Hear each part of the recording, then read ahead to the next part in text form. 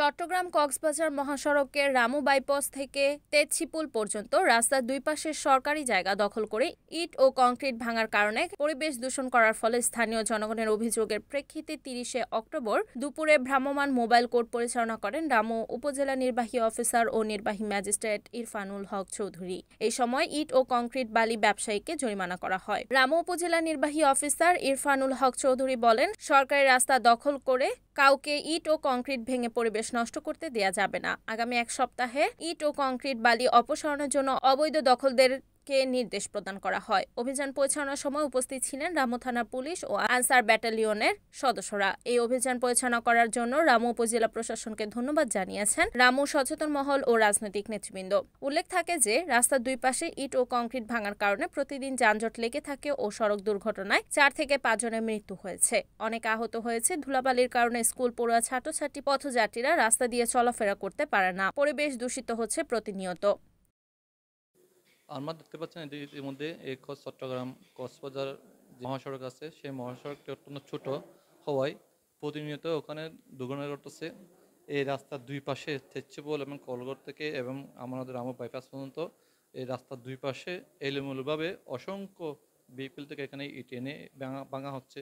এখানে দুই পাশে কংক্রিট ভাঙতেছে। ভাঙার ফলে মানুষের জনগণের ভোগান্তি হচ্ছে। যেরকম হচ্ছে মানুষের যে ইট ভাঙার কারণে ধুলাবালি গায়ে এসে পড়তেছে, পরিবেশ নষ্ট হচ্ছে, পাশাপাশি মানুষের এই রাস্তার মধ্যে যাওয়ার সময় এই গাড়ি ঘোড়ার রাস্তা ছোটো হওয়ায় প্রতিনিয়ত দুর্ঘটনা ঘটে, অ্যাক্সিডেন্ট হচ্ছে, মানুষজন মারা যাচ্ছে, আহত হচ্ছে। আমি বলতে চাই এই রামুতে বিগ পিলের ইট ভাঙার যে জায়গাগুলো আছে সেখানে যে জায়গা আছে সেখানে রাখবে।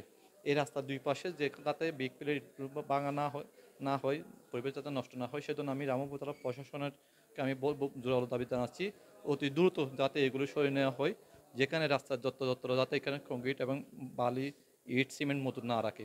আমি রামু উপজেলা আইন শৃঙ্খলা মিটিংয়ে আমি বলেছি এই যে বাইপাস থেকে এই কলগড় পর্যন্ত রাস্তার যে দুই পাশে ইট ভাঙা হচ্ছে অন্যভাবে অবৈধভাবে, সেগুলো যাতে দ্রুত অপসারণ করা হয়, সেজন্য আমি জোরালো দাবি জানাচ্ছি রামু উপজেলা প্রশাসন। চট্টগ্রাম কক্সবাজার মহাসড়ক যানজটের কারণে এখানে রাস্তার সংকীর্ণতার কারণে দুর্ঘটনা তো লেগে আছে।